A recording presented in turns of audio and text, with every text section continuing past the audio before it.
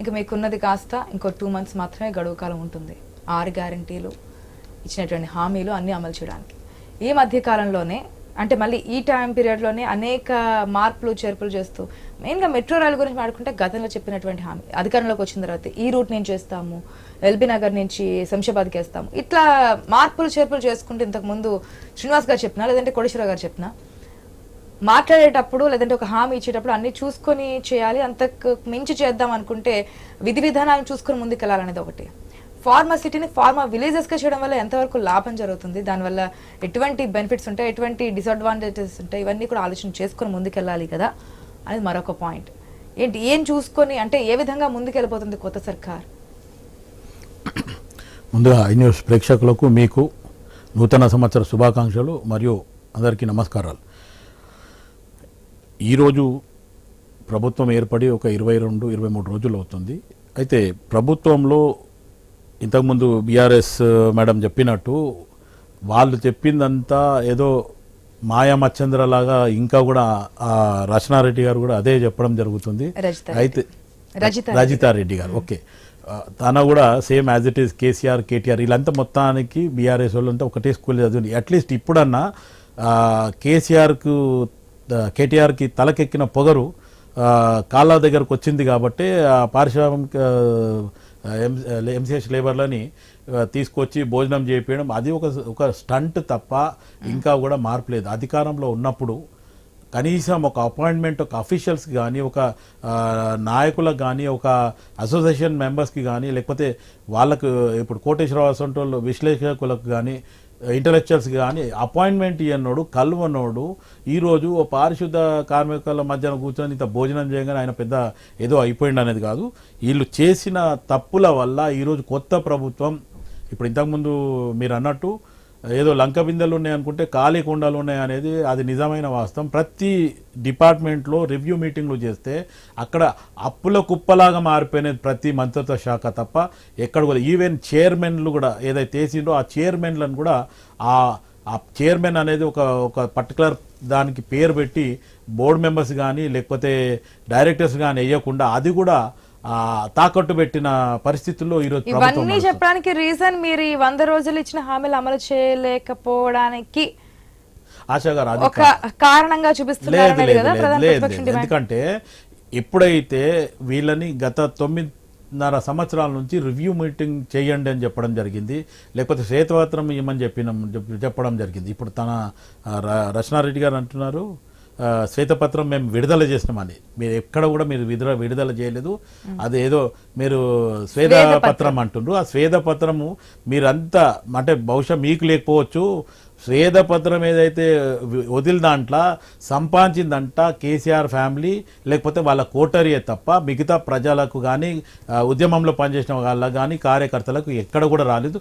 ఆ స్వేద అనేది ఏదైతే స్వేద మీన్స్ చెమట, ఆ చెమట ఒడిసిందంతా వాళ్ళు డబ్బులు సంపాదించడానికి ఉన్నలేని అధికారులనంతా తప్పుడు ప్రచారం తప్పుడు వాళ్ళని ఇరికించడానికి చేశారు. ఈరోజు అధికారులు ఐఏఎస్లు ఐపీఎస్లు కొంతమంది అయితే మాట్లాడలేక తప్పించుకొని పారిపోయే స్థితిలో ఈరోజు ప్రభుత్వం చేసిందంటే ఇన్ని సంవత్సరాల నేను ఒక 83 నుంచి రాజకీయంలో ఉన్నాను, యూత్ కాంగ్రెస్ నుంచి.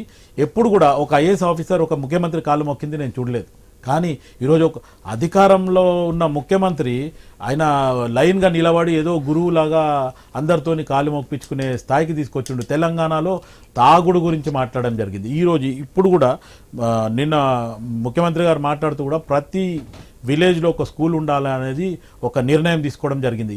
అదే కేసీఆర్ ఏమంటుండే ఆయన మొత్తం బెల్ట్ షాపులు ఉండాలి తప్ప లిక్కర్ల గురించే మాట్లాడిండు తప్ప ఈ పిల్లల చదువు కానీ ఇప్పుడు ఇంతకుముందు మన శ్రీనివాస్ గారు మాట్లాడుతూ నిజంగా కూడా స్కూల్స్ గురించి కాలేజ్ గురించి మాట్లాడారు. నిజంగా ఆ నామ్స్ ఒకసారి చూస్తే వీళ్ళు 9.5 సంవత్సరాల ఏదైతే కాలేజీలు స్కూళ్ళు ఇచ్చిండ్రో వాళ్ళ తొత్తులకు వాళ్ళకు సంబంధించిన వాళ్ళకి ఒక బిల్డింగ్లో పెట్టేసి మొత్తం అసలు ప్లే అనే ఆలోచన పిల్లలకు లేకుండా కాలేజ్ స్టూడెంట్స్ లేకుండా అసలు ఒక యూత్ లీడర్ ట్రైనింగ్ ప్రోగ్రామ్ తీసుకొచ్చి వదలడం జరిగింది. అంటే ఫార్మా సిటీని ఫార్మా విలేజెస్ గా మార్చడం వల్ల కలిగే ప్రయోజనాలు ఏంటి? ఇప్పటికే ఫార్మసిటీస్ అంటే ఊరికి దూరంగా పెట్టుకుంటారు కదా, మరి ఎందుకు ఇటువంటి నిర్ణయాలు అనే దానికి? అంటే చూడండి, ఫార్మా సిటీ అనే వరకు ఇప్పుడు హైటెక్ సిటీ లాగాను హంగ్ కంగ్ చేయాలనేది ఒక వీళ్ళ ఆలోచనతోని ఒక మాట చెప్పేసిండ్రు, అది ఒక పంచన పడేసిండ్రు. కానీ ఈరోజు దాని మీద కూడా చర్చలు, రివ్యూ మీటింగ్లు చేసి ఒక అభివృద్ధి పరంగా ఒక ఆలోచనతోని ముందుకు పోతున్నాం అని చెప్తుండే. ఇంకా ఇప్పుడు నిన్ననే మీటింగ్ అయింది కాబట్టి ఇంకో ఇది మెట్రో రూట్ అయినా సరే క్లారిటీ 100% ఇదే ఉంటుందా, మళ్ళీ మార్పులు చేర్పులు జరుగుతాయి? ఎంతమంది కోటేశ్వర గారు చెప్తున్నారు అదే ప్రతిపక్షానికే కాదు రియల్ ఎస్టేట్ మీద ప్రభావం ఉంటుందని చెప్పి అధికార పార్టీకి కూడా ఉంటుంది కాబట్టి మార్పులు చేర్పులు జరుగుతాయి. మళ్ళీ దీంట్లో కూడా మార్పులు చేర్పులు జరిగే రూట్స్ లో మళ్ళీ చేంజెస్ అయ్యే అవకాశం ఉంటుంది. ఇప్పుడు ఆల్రెడీ గతంలో అధికారంలో రాకముందు బహుశా ఓల్డ్ సిటీ అట్లాగే తీసుకుపోతామని చెప్పింది. ఇప్పుడు కొంచెం అధికారంలోకి రాకముందు కాదు, అధికారంలోకి వచ్చిన రీసెంట్ గా చెప్తున్నారు. అదే అయితే అది దాంట్లో ఏమన్నా మార్పులు చేర్పులు చేస్తే ఇమీడియట్ గా ఇప్పుడు అన్నట్టు ప్రతిసారి అంటే ఆపోజిషన్ పార్టీలకు కానీ లేకపోతే అనలిస్టులకు కానీ అటువంటి వాళ్ళకి జనరల్గా అవకాశం ఇవ్వకుండా పరిపాలన జరగాలనే ఒక ఆలోచనతోనే ముందుకు పోవడం జరుగుతుంది. ఒక మార్పులు చేర్పులు ఏమైనా జరిగితే అసలు అంటే ఇబ్బందులు కాకుండా అంటే ప్రజలకు కానీ లేకపోతే ఏదైతే వీళ్ళు గత ప్రభుత్వం ఏదైతే రూట్ వేసిండ్రో ఆ రూట్లో ఏమైనా ఇబ్బందులు ఉంటే కానీ అదే మన మార్పులు చేర్పులు చేయాలని చెప్పి మన అధికారులు కానీ వాళ్ళు ఏమైనా సలహాలు ఇచ్చిండొచ్చు. దానివల్ల ఆ మార్పులు చేర్పులు ఏమైనా జరిగినాయి అనేది అనుకుంటున్నాను. కోటేశ్వరరావు గారు ఏం చెప్తారు? అటు పారిశుద్ధ్య కార్మికులతో సహపంక్తి భోజనం చేయడం గురించి బీఆర్ఎస్ నాయకులు ఇచ్చినటువంటి క్లారిటీ, అదేవిధంగా మెట్రో సిటీని ఫార్మా సిటీని ఫార్మా విలేజెస్ గా మారుస్తూ తీసుకున్నటువంటి నిర్ణయం, దీని గురించి ముగ్గురు పార్టీల నాయకులు అంటే 3 పార్టీల నాయకులు చెప్పినటువంటి ఎబ్రివేషన్స్ చూస్తున్నారు. కానీ ప్రజలకి ఎంతవరకు మేలు జరుగుతుందనే దాని గురించి మీరు చెప్పండి.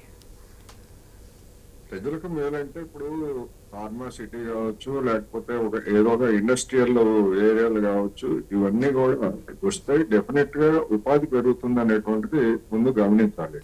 ఇప్పుడు ఈ ఫార్మా సిటీస్ తో వచ్చే సమస్య ఏంటంటే నిబంధనలన్నీ కూడా ఇప్పుడు ఇంతకుముందు మన అంజాపూర్ శ్రీనివాస్ గారు చెప్పారు, స్కూళ్ళు లేదా కాలేజీలకు ఇస్తున్నటువంటి పర్మిషన్స్, ఆ స్కూళ్ళు కాలేజీలకు ఇచ్చినటువంటి పర్మిషన్స్ యొక్క వాస్తవ అనుమతిని కనుక మనం చూసేట్లయితే దానిలో క్రీడా స్థలాలు ఇవన్నీ ఉండాలనేటువంటి షరతులు అన్నీ ఉంటాయి కాగితాల మీద. కానీ ఎక్కడ కూడా దాన్ని ఇంప్లిమెంట్ చేసినటువంటి దాఖలాలు మనకి ఎక్కడ కూడా కనపడదు. అందువలన ఈ ఫార్మా సిటీ కానీ ఈ ఫార్మా సిటీ ఏర్పాటు చేసేటప్పుడు కాలుష్యం మనం చూసాం. పట్టణచెరు ప్రాంతం పరిశ్రమలు, వివిధ పరిశ్రమలు ఏ విధమైనటువంటి కాలుష్యానికి ఆసియాలోనే అతిపెద్ద కాలుష్యకారక పట్టణచెరువుగా ఉంది. ఇప్పటికంటే ఇప్పుడేమీ పూర్తిగా మారిపోయిందని కాదు, కొన్ని పరిశ్రమలు అక్కడి నుంచి తొలగించినప్పటికీ భూగర్భ జలాలు ఎంత కాలుష్యంగా మారాయో మనందరికీ తెలిసిందే. అందువల్ల ఈ ఫార్మా సిటీతో కూడా వచ్చేటువంటి ముప్పు అదే. ఈ ముప్పుని స్ట్రిక్ట్ గా ఖచ్చితంగా కాలుష్య రహితంగా అమలు జరుపుతారా లేదా అనేటువంటిదే ఇవాళ సమస్య. మనం చూసాం ఆల్రెడీ ఇప్పుడు నాకెట్పల్లి ఈ ప్రాంతాల్లో ఉన్నటువంటి కొన్ని ఫార్మా కంపెనీలు ఏ విధమైనటువంటి కాలుష్యాన్ని ఎదగల్లి రైతుల్ని లేదా సామాన్య ప్రజల్ని ఎంత ఇబ్బంది పడుతున్నాయో కూడా మనం చూసాం. అందువల్ల అటువంటిది మరొక ఇబ్బంది పెట్టేటువంటి సిటీ గానీ లేదా విలేజెస్ గా కూడా ఈ ఫార్మా విలేజెస్ గానీ సిటీ గానీ ఉండకూడదు అనేటువంటిది ఒకటి. చిత్తశుద్ధితో ఖచ్చితంగా నిబంధనలన్నింటినీ కూడా అమలు జరపాలి అనేది అదే ఒకటి. రెండోది మెట్రో రైలు మార్గానికి సంబంధించినటువంటిది కూడా నేను ఇంతకు ముందే చెప్పినట్టుగా దీని మీద ఒక సమగ్రమైనటువంటిది ఇప్పుడు గతంలో ప్రభుత్వము ఎంజీబీఎస్ నుంచి ఫలక్నామా వరకు ఎందుకు అమలు జరపలేకపోయింది అనేటువంటిది ఒక సమస్య. సరే, ప్రార్థనా మందిరాలు ఏ మతానికి చెందినవైనా కావచ్చు, ప్రార్థనా మందిరాలు ఉంటాయి, అన్ని ఉంటాయి. ఏమున్నప్పటికీ వాళ్ళకి సంబంధించినటువంటి వాళ్ళందరితోటి లేదా ఆ మత సంస్థలు కానివ్వండి లేదా పాత బస్తీకి సంబంధించినటువంటి ప్రజాప్రతినిధులతోటి వాళ్ళందరితోటి సమగ్రంగా సమీక్షించి వాళ్ళందరూ అభిప్రాయాలు తీసుకున్న తర్వాత దాన్ని నిర్మించడం మినహా, దాన్ని పొడిగించడం మినహా మరొక మార్గం లేదు. పాత బస్తీ అభివృద్ధి చెందాలన్నా లేదా పాత బస్తీకి సరైనటువంటి రవాణా ఏర్పడాలన్నా కానీ, ఎందుకంటే అది బాటిల్ నెక్ గా మారింది. బియాండ్ ఆ తర్వాత విస్తరించాల్సినటువంటి సిటీ కూడా ఉన్నది. అందువలన దీని మీద ఓటు రాజకీయాలకి తావివ్వకుండా స్పష్టంగా అభిప్రాయాలను సేకరించి జనాన్ని ఒప్పించి మెప్పించి ఈ పథకాలను కూడా అమలు జరపాలనేది నా అభిప్రాయం. ఓకే, మరి నామినేటెడ్ పోస్టుల గురించి, నామినేటెడ్ పదవుల గురించి మనం చూసాం. ఎందుకంటే ఎలక్షన్స్ టైంలో చాలా మంది సీట్ల గురించి కోరుకున్నారు, కొంతమంది నాయకత్వంతో మాట్లాడి బొజ్జిగింపులు కూడా నేను తలెత్తారు. అనుకోవడం నామినేటెడ్ పోస్టులు లోక్సభ ఎన్నికలలోపు కనుక ఇచ్చేట్లయితే అవి కాంగ్రెస్ లో కొత్త సమస్యలకి దారితీస్తుంది. ఇచ్చిన వాళ్ళు సంతోషంగా ఉంటారు, రానటువంటి వాళ్ళు అసంతృప్తితో ఉంటారు. అందుకని ఏదో ఒక కారణాలతోటి దాన్ని వాయిదా వేసి ఆఫ్టర్ లోక్సభ ఎలక్షన్స్ మాత్రమే ఇస్తారని నేను అనుకుంటున్నాను. లేదు ఒకవేళ ముందే కనుక ఇచ్చేట్లయితే, అంటే పాలక పార్టీకి రెండో ఆస్పెక్ట్ కూడా ఉంటుంది. వీళ్ళకి కనుక ఇచ్చేట్లయితే వీళ్ళందరూ తెగించి రేపు లోక్సభ ఎన్నికల్లో లబ్ధి చేకూర్చడానికి కూడా ప్రయత్నిస్తారనేటువంటి ఒక అభిప్రాయం కూడా ఉండొచ్చు. కానీ ఇవాళ రాజకీయాల్లో ఉన్నటువంటి పరిస్థితి ఏమిటంటే, అధికారం నాకు వచ్చిందా లేదా, నాకు రాని అధికారం ఇంక ఇతరులకు వస్తే ఏముంది, రాకపోతే ఉంది అని చెప్పేసి ఆ విధమైనటువంటి ఒక ఎన్విరాన్మెంట్, దానికేమి కాంగ్రెస్ మినహాయింపు కాదు. టిఆర్ఎస్ గాని బీజేపీ గాని ఇవన్నీ కూడా అధికారం కోసం నామినేటెడ్ పోస్టులు వస్తే ఒక దారి, రాకపోతే ఒక దారి. మనం చూస్తున్నాం కదా, సీట్ వస్తే ఆ పార్టీలో ఉంటారు, లేకపోయేట్లయితే జంపింగ్ లేదా పారాచూట్ లో వేసుకొని ఎక్కడ అవకాశం ఉంటే అక్కడ దిగిపోతారు. అందువలన కాంగ్రెస్ కూడా అలాంటి అవకాశం ఉంటది, ముందే గనక ఎన్నికలకు ముందే గనక నామినేటెడ్ పోస్టులు ఇస్తే అనేది నా అభిప్రాయం. ఇస్తారా లేదా అనేటువంటిది వాళ్ళు అంతర్గతంగా, ఎందుకంటే సమీక్షలు జరుపుకుంటున్నారు కనుక నా అభిప్రాయం అయితే ఇవ్వరు అని నేను అనుకుంటున్నాను. ఏమంటారు శివకుమార్ గారు, నామినేటెడ్ పోస్టులు? ఇప్పుడు నేను కోటేశ్వరరావు గారు చెప్పిన దానికి కూడా నేను కూడా ఏకీపిస్తానండి. నామినేటెడ్ ఫస్ట్ ఆఫ్ ఆల్ ఇచ్చేప్పుడు నిజంగా కూడా నేను యాజ్ ఏ కాంగ్రెస్ పార్టీలో ఉండి కూడా నేను చెప్పడం ఏంటంటే, ఎవరైతే నిజంగా పార్టీకి అంకిత భావంతో పనిచేసిండ్రు, లేకపోతే పార్టీని కష్టకాలంలో ఉన్న వాళ్ళని, వాళ్ళ చుట్టాలు కాకుండా, వాళ్ళ అతిథులు కాకుండా, లేకపోతే వాళ్ళకి సంబంధించిన వాళ్ళు కాకుండా నిజంగా కూడా పార్టీకి నాలాగా కష్టపడిన వాళ్ళని గుర్తించి, గతంలో ముఖ్యమంత్రి గారు కాకముందు రేవంత్ రెడ్డి గారు కూడా చెప్పడం జరిగింది, చుట్టాలకు కానీ తెలిసిన వాళ్ళకి కానీ లేకపోతే సిఫారసులకు కాకుండా ఎవరైతే నామినేటెడ్ పదవులు ఖచ్చితంగా పార్టీకి అంకిత భావంతో పనిచేసిన వాళ్ళని గుండెల పెట్టి చూసుకుంటున్నాడు. ఖచ్చితంగా ఈ మా అసంటి వాళ్ళని ఖచ్చితంగా గుర్తించాలా, ఫ్యామిలీ పాలిటిక్స్కి కొంచెం దూరం పెట్టమని చెప్పి కూడా నేను విన్నపం చేయడం జరుగుతుంది. అదే కాకుండా ఇప్పుడు కోటేశ్వరరావు గారు చెప్పినట్టు నామినేటెడ్ పదవులు కానీ మినిస్టర్ ఎక్స్పాన్షన్ కానీ రెండు కూడా ఎంపీ ఎలక్షన్స్, పార్లమెంటరీ ఎలక్షన్స్ అయిన తర్వాత చేయడమే బాగుంటుంది అని చెప్పి కూడా నా తరఫున కూడా ఇది సూచన అనుకోండి, సలహా అనుకోండి. లేదు అనుకుంటే పార్టీలో కొన్ని విభేదాలు వస్తే వాళ్ళ మనుషులు వాళ్ళ వర్గాలకు వచ్చినాయి, వీళ్ళ వర్గాలకు వచ్చినాయి అనేది ఆ ఇబ్బంది రాకుండా చేస్తున్నాడు. ఆ ముఖ్యమంత్రి గారు కూడా నా హిసాబ్లో అదే స్టైల్గా ఉంటుండొచ్చు.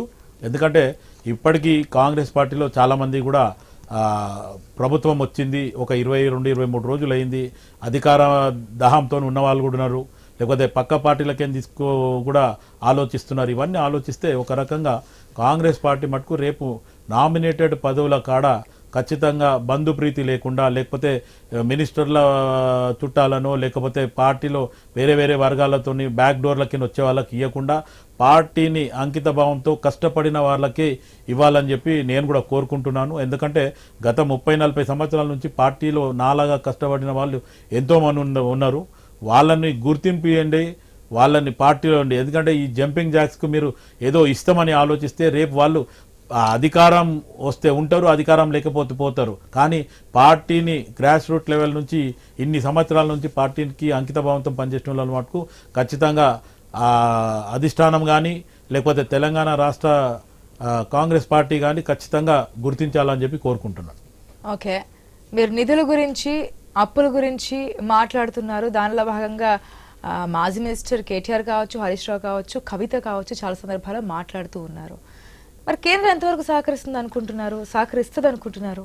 ఒకటేమిటండి, ముఖ్యమంత్రి గారు, ఉప ముఖ్యమంత్రి గారు మర్యాదపూర్వకంగా ప్రధానమంత్రి గారిని కలవడం జరిగింది. ఈ 9.5 సంవత్సరాలలో ఒక 3-4 సంవత్సరాలు కేసీఆర్ గారు వెళ్ళి కలవడం జరిగింది ఆయన గత ప్రభుత్వం ఉన్నప్పుడు.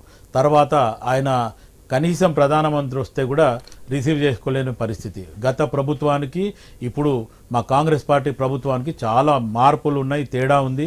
అటు గవర్నర్తోని సత్సంబంధాలు కానీ, లేకపోతే ప్రధానమంత్రి గారితో కూడా సత్సంబంధం. ఆపోజిషన్ పార్టీ అయినా పర్వాలే, ఆయన భారతదేశ ప్రధాని అనే ఒక ఉద్దేశంతో ఆయనను కలవడం జరిగింది. ఆయన కూడా హామీ ఇవ్వడం జరిగింది, ఖచ్చితంగా ఏదైతే విభజన హామీ చట్టం మీద ఉన్నాయి అవి కూడా, లేకపోతే ఏదైతే నిధులు రాష్ట్రానికి రావాల్సింది, నేను మీకు అన్ని సహాయ సహకారాలు అందిస్తా అని చెప్పి ప్రధానమంత్రి గారు కూడా చెప్పడం జరిగింది. కాకపోతే రాష్ట్రం గురించి ఖచ్చితంగా ఏ నిర్ణయమైనా మేము తీసుకుంటాము, అధికారంలో ఉన్నామని కాకుండా అధికారంలో ఉన్నా కానీ రాష్ట్రాన్ని అభివృద్ధి పరచడానికి ముఖ్యమంత్రి గారు, ఉప ముఖ్యమంత్రి గారు, మా హైకమాండ్ కూడా వాళ్ళకు సూచన సలహాలను చేసి పంపించడం జరిగింది.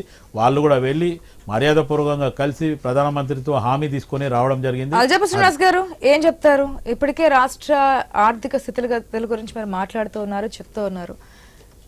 ప్రధానమంత్రితో కూడా ఇటీవల అంటే సీఎం బాధ్యతలు చేపట్టిన తర్వాత డిప్యూటీ సీఎం కూడా వెళ్ళి మాట్లాడున్నారు. దానికి సంబంధించి కూడా ప్రజెంట్ ప్రధాన ప్రతిపక్ష పార్టీ కౌంటర్లు వేస్తున్నారు. ఇవన్నీ చూసాం, విమర్శలు, లేదంటే వారు ఎందుకు వెళ్తున్నారు డిప్యూటీ సీఎం, ఇవన్నీ కూడా మనం చూస్తున్నాం. కాబట్టి ఎంతవరకు కేంద్రం సహకారం ఉంటుంది అనుకోవచ్చు? డబుల్ ఇంజన్ సర్కార్ వస్తేనే అభివృద్ధి జరుగుతుంది అనేటువంటి బీజేపీ ఇప్పుడు ఎంతవరకు కాంగ్రెస్ గవర్నమెంట్ కి సహకరిస్తుందని?